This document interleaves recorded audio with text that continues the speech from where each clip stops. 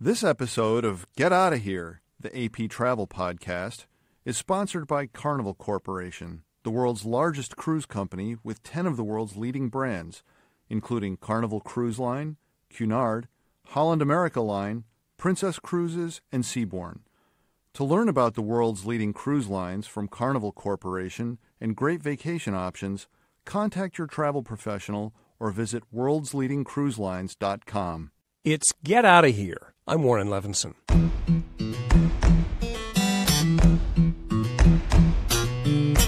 When the Associated Press moved from its longtime headquarters in Rockefeller Plaza in 2004, a lot of us went kicking and screaming. We were moving from the center of everything to a neglected corner of midtown Manhattan, where our neighbors were largely gas stations, former factories, train yards, old warehouses, and parking lots. A lot of parking lots. Swatsnelt is what I called it, in acid imitation of the now glamorous acronyms SoHo and Tribeca, southwest of Times Square, northeast of the Lincoln Tunnel. That was then. The neighborhood started to turn with the roaring success of the High Line. An abandoned freight railway just to the south turned into a ribbon of park. Luxury towers started to sprout. Swatsnelt was turning into Tonafly, as in too nice for the likes of you. The AP decamped a couple of years ago. Then long-discussed plans to build decks over some of the city block-sized train yards came together, and Hudson Yards was born, a 28-acre collection of office, retail, and park space. There's a debate to be had over tax breaks given to developments aimed mainly at a well-heeled audience. We're not having that debate here. We're going to talk about what you find when you get there. First, the mall. If high-end shopping anchored by Neiman Marcus is for you, the mall at Hudson Yards is catnip, though frankly you can find some version of this in a lot of places. The first unique aspect of Hudson Yards is the vessel. They like to leave out the article and just call it vessel, which takes some getting used to. It's a 15-story open maze of stairways covered in metal meant to mimic polished copper, but it won't oxidize and turn green like the Statue of Liberty. You need a ticket to get in. The tickets are free, though you may have to wait for one. Looks a little like a mad pine cone. Some critics have dubbed it a giant shawarma. The early visitors, they're having a good time. Oh, the view is fantastic, I think. Yeah. Yes. Looking down and looking out when we look out over the water, it was really beautiful too. Yeah. Though I had the opposite. I don't have a fear of heights, and it did make me a little nervous looking through my phone. Like, I was afraid I was going to drop it, and I just got that little, like, weird feeling about, like, oh, you're steady, but because it's so see-through, there's just something about the bottom, like, not being there because it has all this see-through parts like a honeycomb. And that was the cool thing. It reminded me of a honeycomb. Really? Yeah, like being part of a beehive. Fun to walk on? Or? Yeah, it was. We were saying it was like a maze of some sort, and you could just spend hours walking around if you want. So it was cool. I like that. I didn't like to have to wait for the tickets, but I like that it wasn't crowded because they do the ticket way. I guess also to count how many people are there. Right. The elevator is Too slow, right? I think it's okay, and it's an experience, and it's good to take pictures. Yeah. I thought it was cool.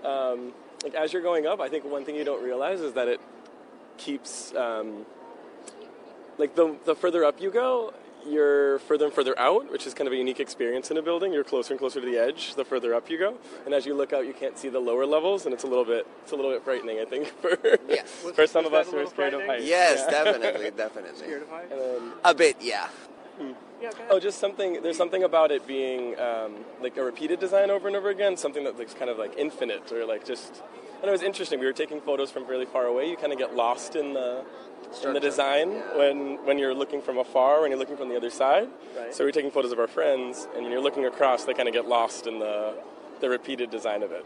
It's prettier than I expected, too. The metal is more beautiful, than I didn't expect it to have this reflective part. When you see it online in articles, it just doesn't look as pretty or as fluid as it looks in person either. It doesn't look like a shawarma close up. What's a shawarma? Oh, it's a sort of a circular meat kind of dish. Oh, I'm a vegetarian. Oh, okay. So, okay. All right, so you would have less reason to think that. Exactly. No, a honeycomb is really what comes to mind. But by far the most innovative part of the Hudson Yards is the Shed, a multidisciplinary art space meant for music, for drama, for dance, and visual arts, preferably for more than one at a time. The AP's Deepti Hajela has written about the shed. Why is this art space different from all other art spaces? Both in terms of how it's constructed and I think in terms of its content, it's really interesting. Like the main construction of the space is fascinating. It's actually movable. It's built on, it has a main building, but it's also, there's a part of it that's built on wheels that can be moved out to kind of cover what is ordinarily an open-air plaza to become an extended kind of performance space. Wow. So it just sort of swallows up the plaza? Yes. And when it becomes the plaza, it's called the McCourt. And it's just amazing. It's so interesting to watch it. It can move fairly quickly, 5 miles an hour, I think, something like that. So it doesn't take long for it to go from an open space to a covered performance space. And what kind of shows do they envision doing there? They have committed to doing a real range of some diverse programming at the shed. So they got a range of artists that they want to see and bring to the shed. Opera singer Renee Fleming, as well as poet Ann Carson. And they've also got a project with including Quincy Jones that's really going to explore African-American music. In addition to performance stuff, we're talking also about visual arts, right? It's a kind of an innovative gallery space. It's a very innovative gallery space and theater space and performance space and all things to all people, apparently. Is there anything like it elsewhere? Well, let's start within the city. I don't think so. In terms of, I don't know of any other movable buildings for sure. And I don't think to this scale, I mean, the level of effort that they've put into just the capacity of the space to be whatever they want it to be in terms of having them, whatever parts they need to big sets and elaborate productions. I think they've really kind of given themselves an immense amount of room to create some really interesting things there. They proclaim very loudly that their goal is to be a real performance space for the city.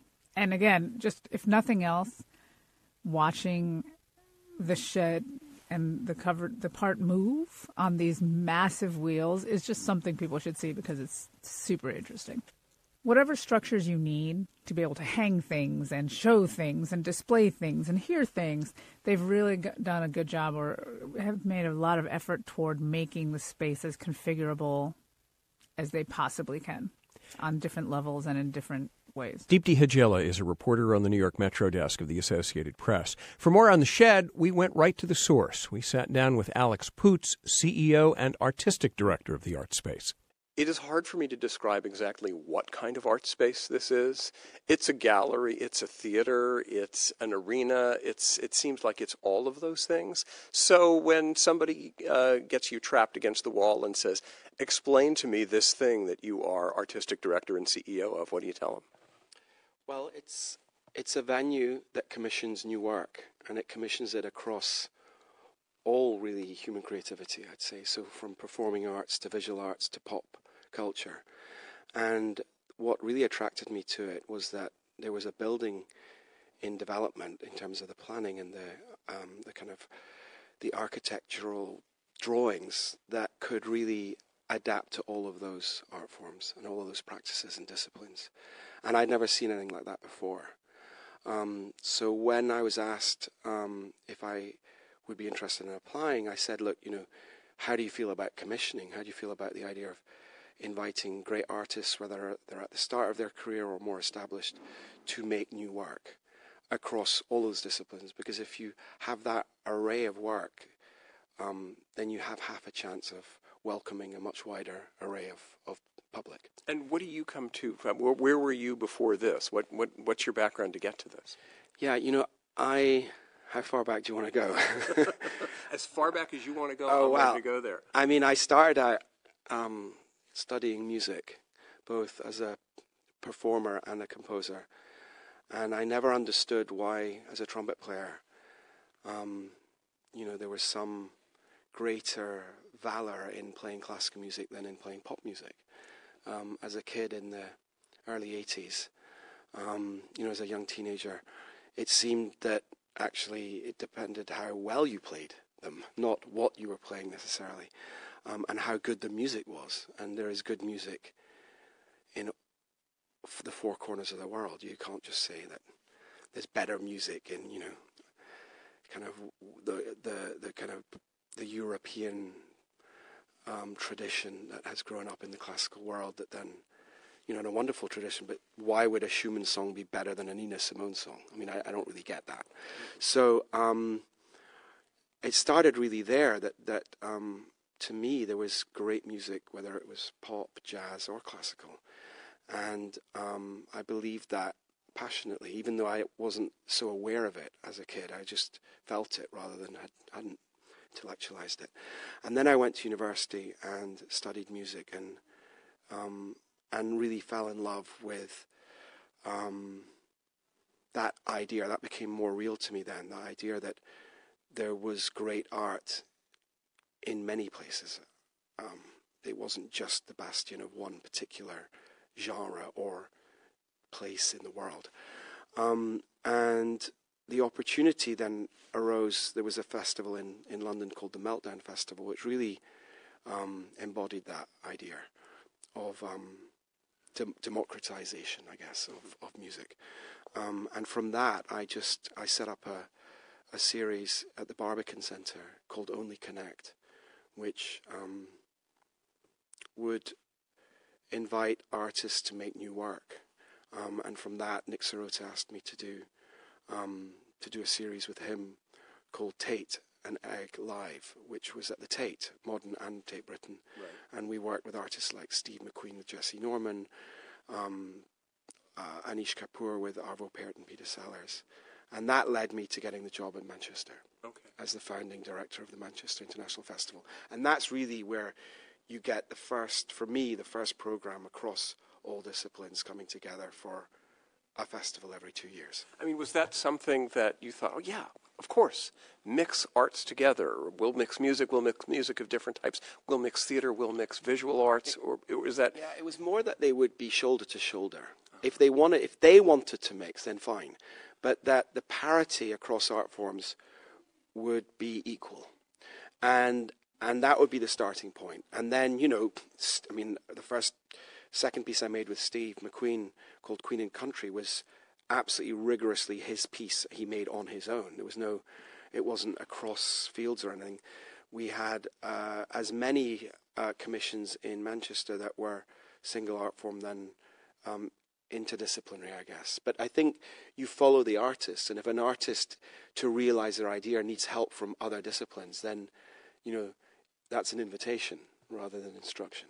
And the idea of all of them in the same space, where does that come from? And is there anything else like this anywhere else? Well, if you fast forward to the Shed, I don't know anywhere else that has, some places have done visual arts and performing arts, but I'm less aware of people commissioning across visual arts, performing arts, and popular culture. Are you in the position where what you want to be doing is commissioning? You want to be showing only works that originate here? I want to be making works. Because I think if you're stewarding the process from the blank page and when the idea starts to emerge, through the development of the idea to the moment it comes to life in the presence of others, you have a chance to create a program that is very, very wide-ranging, because you have the opportunity to select a very wide range of artists. Otherwise, you're letting that choice is left to everyone else, and you're having to see, well, would someone make something with this kind of artist?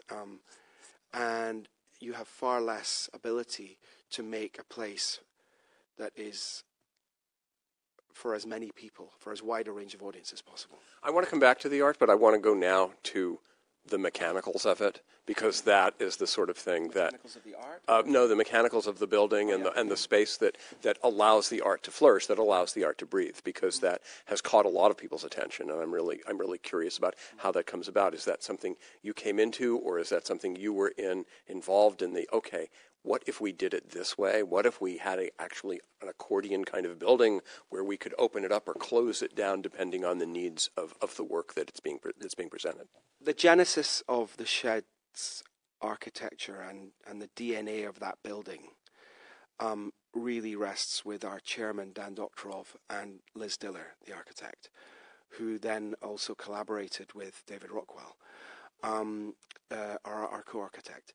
But they really, and really also during the time of Mike Bloomberg's mayor, they were the ones who thought we should, if we're going to create a Hudson Yards, and this was the city speaking, there should be a piece of land that is carved out, that is city-owned, and on that there should be a not-for-profit built that should keep New York at the cutting edge, should be unlike anything else, and should complement what's out there, and should be very flexible. They also talked, I remember, I read through the notes actually just recently from 10 years ago. They said, it should be for as wide a range of people as possible. So they had that vision. I would say that they had very brilliant and noble desires of what the outcome would be. No one had come along and to figure out how you do it. And the joy, actually, of the process was that it was great that the mayor's office, with Dan Doktorov and with the architects, didn't come up with the mission of an art center. They came up with opportunities for people like me to then come and go, well, what could we do with this? They're telling you this is what we want. We want something that is for everyone. Yeah, and we wanted to be keeping New York at the cutting edge. And they had this idea that flexibility was important. And for me, who had literally, I'd spent 20 years, thinking about, well, to me, James Brown is as important an innovator as Ligeti, as Anne Carson, as, Bjork, as, they're all important pioneers of their practice, whether they come from performing arts, visual arts, or pop. Here, Dan Doktorov, Liz Diller, and David had come up with a building that could do, that if we did a bit more work on it, could do most things. And that, my heart leapt with joy when I saw this, because my only challenge really was, would they allow this idea of commissioning work? Because, if you can go from farm to table with the practice of creating work, artistic work, then this, the sky's, what's the expression? The sky's the limit? The sky's the limit. Alex Poots is artistic director and CEO of The Shed. We'll have more of our conversation about the innovative art space in New York City's Hudson Yards, plus my favorite trip, a visit to a Dowager Empress of Midwest resorts, after a break. Download the AP News app for the latest in news, sports, travel, entertainment, and more. Available now for iPhone and iPad. It's the AP Travel Podcast, Get Outta Here. I'm Warren Levinson, and we're talking with Alex Poots, the artistic director and CEO of The Shed in New York City's new Hudson Yards. So you've done a few shows here already. Obviously, a show is not really a show until it has an audience. Stephen Colbert likes to say, "I work in laughter. That's my medium, and without an audience, I don't really exist." So, having seen the things that you've done to start with, what have you all learned from that? God, where do I start? We had to hit the ground fully formed in an adult version of an art center. There was no nascent growth from small institution to mid-sized to a large scale. It just, we were birthed hitting the ground running. And so there is so much to learn. I tried to open with 4 very different but hopefully complementary shows. There was that beautiful celebratory production of Steve McQueen's called Soundtrack of America that was exploring the family tree of African American music. Arguably the most influential art form of the last 100 years. I can't think of an art form that's been more influential. And we had this amazing creative team, from Steve McQueen to the academic Maureen Mahon and then Quincy Jones. And there was about 10 people around that table who all brought amazing experience and expertise. And we handed the reins of this production to early career talent, to in a way, the future of the family tree, and asked them to explore their genesis and where they're coming from in musical branches. It's an awesome sounding idea. Yeah. So there was that, and that was, hopefully looking into the future, and entrusting that future generation with this fantastic and brilliant and, also tragic family tree, and that, what that community had to go through while they were making these treasures. So it's a complex subject, and one I feel ill-equipped to talk about, given, where I'm from. But there was that, and then juxtaposed with a piece by Tricia Donnelly, who doesn't like us talking about it, so I will choose my words carefully. But I think most people who I've spoken to who went and who took something from her beautiful exhibition, again, that was a tragedy in that there were these dead trees reclining that had in part died from climate change. And they were in this gallery which had a slit cut through the wall with showing, one version of progress, these erect buildings. And so that juxtaposition of, life and death, with the soundtrack being Carmen by Leontine Price performing it, the great soprano, was a very beautiful but tragic piece and critical piece. And I think it's very important that the shed, we're a commissioning centre. We need to be risk-taking, and we need to be for everyone. So we're not going to always do that in one show. So across the programme, there needs to be different entry points and different ways to achieve that.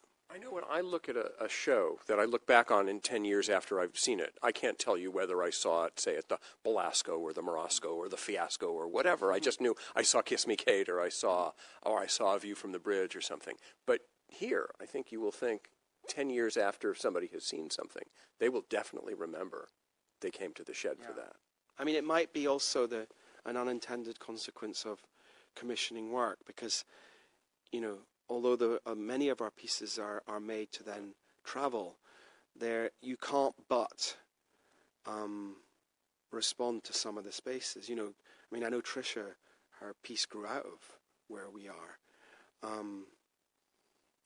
The piece we're doing right now with Björk, that the height and the width of the space, the fact that there's no proscenium march, has informed her approach to this premiere.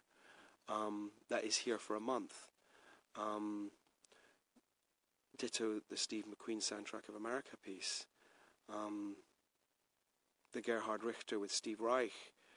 He had models of the gallery from 2 years ago when he and Steve first met. Hans-Ulrich Obrist, the great curator and artistic director, is my partner on many of the shows, artistic creative partner. And he and I spent 5 years on that show, initially bringing Arvo Pärt and Gerhard together, who made work for each other. And then 2.5 years ago, we introduced Gerhard and Steve Reich, pretty much for the first time. I think they'd met backstage once, but they'd never worked together. And they spent 1.5 years making this piece together. And these things are... It's great that the audience can come and experience them and witness them. But so often these works will take years to develop. Right. And often they need years to get to a point where that literally, and it's something you said earlier that I really share your passion, these things come to life in the presence of others. This sense of almost, I don't mean in the religious sense, but the sense of communion. I mean something that is an awakening in a way. And that's why we were so keen that with those works with Arvo Pärt and Gerhard Richter, and then Steve Reich and Gerhard Richter, that the music would be performed live. And so we have a situation here where 4 times a day, 6 days a week for, I think, 7 weeks, I think across that we have 200 performances where you enter this hour-long production, which is where the music and the audience awaken the artworks in a way. You want to be for everybody, but is there a feeling or a fear of being too avant-garde for being for everybody? Yeah, I think if you look at individual shows, some will be very avant-garde, others will be, in our prelude we had Azalea Banks, who's a wonderful local hip-hop artist. And, I think what we need to do is not try and do everything in one show. Otherwise it becomes this kind of homogenized soup. But across the year, we need to look at what we're doing and imagine, is that representative? So, we go from our flex dancers, our street dancers, to and these early career African American musicians, which was, has a wide-ranging audience, to something, you're right, which is more,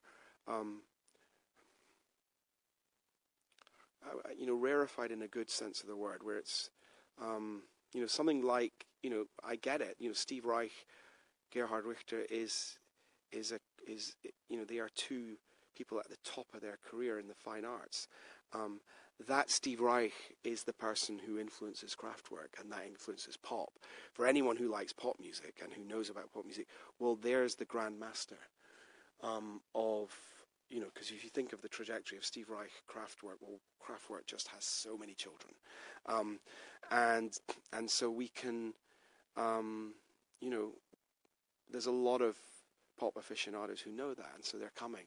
So there's I try and make choices with my colleagues who are also curating, whether it's Tamara McCaw or Emma Enderby or Hans-Ulrich Obrist, to make choices that within a season there are many doorways and windows for different audiences to look through. Let's talk a little bit about your relationship with Hudson Yards. When I set this up and explained that this was going to be part of a Hudson Yards show, the publicists were at pains to say, well, we're not actually part of Hudson Yards. Well, they're our neighbor. I mean, exactly. And to the public, we are part of Hudson Yards. Exactly. So let's not kid ourselves. Exactly. But does and to be fair, and I don't know, you don't know how these things work out, but I saw a real opportunity. We are in a world, particularly in this country, where we're in a capitalist world, for all the good and all the challenges that brings. But I saw an opportunity. There was a situation led by a lot of business leaders who wanted to make this new neighborhood good. And the mayor, Bloomberg, and the Mayor de Blasio and Dan Doktorov had insisted that to do that, there had to be on city land a not-for-profit cultural center. Not only that, but those, business pioneers, for want of a better term, created a situation where it would be the right thing for these businesses moving in to invest in their local art center. And so they created a climate, a kind of an economic climate here in Hudson Yards where we would benefit from investment. And I saw that as an opportunity. I don't know where else you get money to invest in artists on this scale. Right. More than half of the money we've received is from private individuals who have never invested in the arts. So we are also creating new streams of money for arts. We're not, we've been very careful to try not to go to very existing, established other streams of income.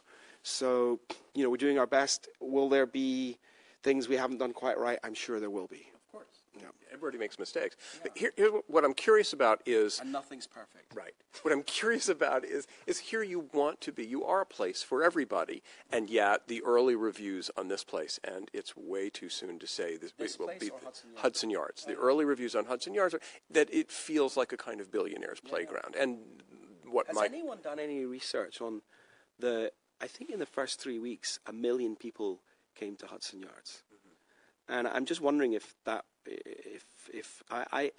looked around, it didn't look like the 0.1% to me. And what's interesting is that the Shed is the Robin Hood of the neighborhood that everyone wants. All my neighbors here want the Shed. They are actively investing millions in the Shed because they think it's a good idea. But I don't ever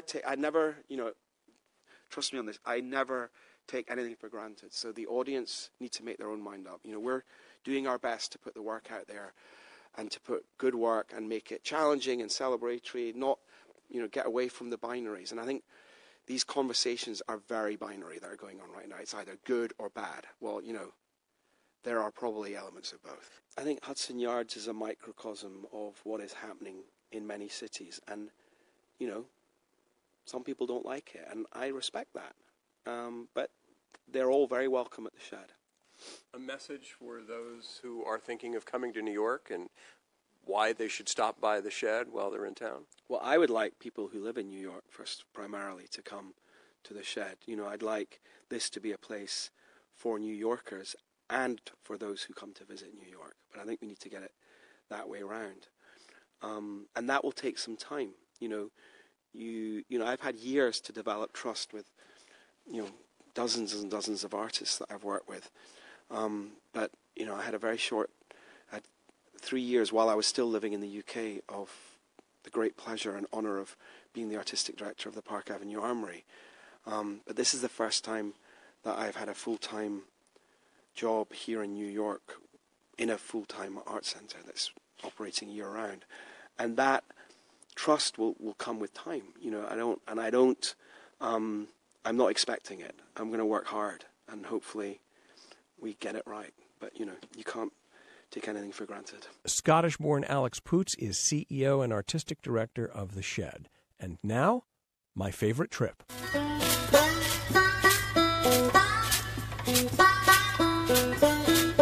You may remember that our last show was about the rediscovery of sites mentioned in the Green Book, the mid-20th century guide for African-American travelers trying to negotiate the road in legally segregated America. Yoruba Richin, a professor of journalism in the Graduate School of the City University of New York, made a documentary called The Green Book Guide to Freedom, and we caught up with her to talk for a minute about her travels in making the film. What stands out in terms of where we traveled to make the film is really kind of what I knew when I started the Green Book research, that, these places were all over the country, not just the South, that were listed, these businesses that were listed in the Green Book. And one of the places that was most memorable is Idlewild, which still exists, and it was an African-American resort in northwest Michigan. And at one point, it was the biggest resort in the Midwest.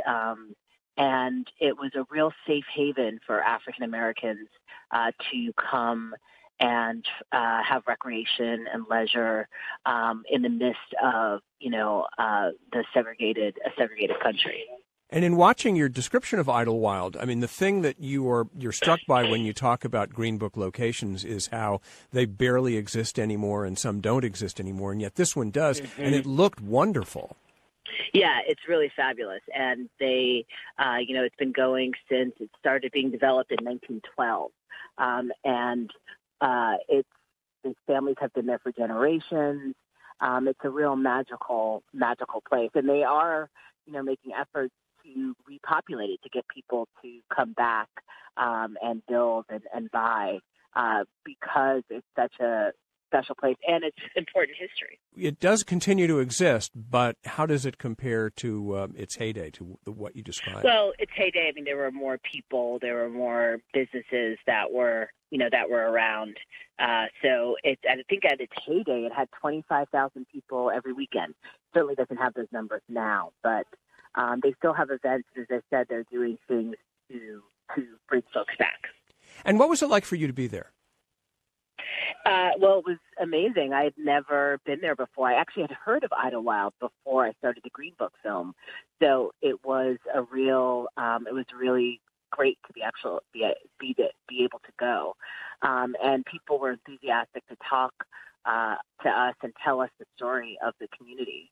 Was it sad to be there at all? The people saying things like, well, this place is okay, but it used to be really great?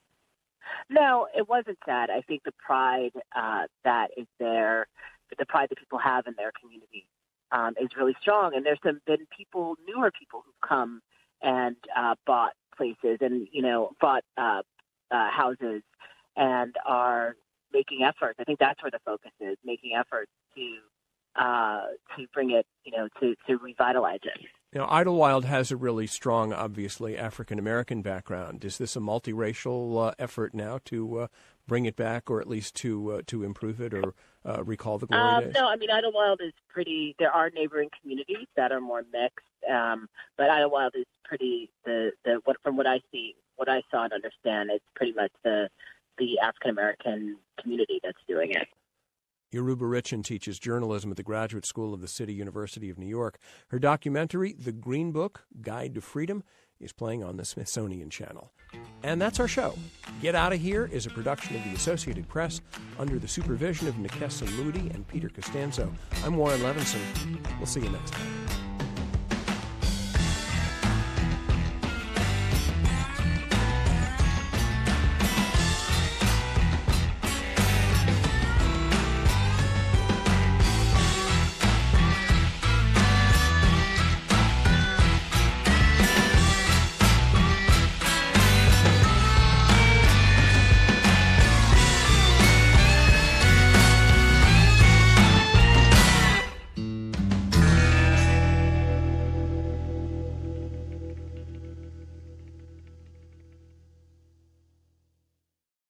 This episode of Get Outta Here, the AP Travel Podcast, was sponsored by Carnival Corporation, the world's largest cruise company with 10 of the world's leading brands, including Carnival Cruise Line, Cunard, Holland America Line, Princess Cruises, and Seabourn.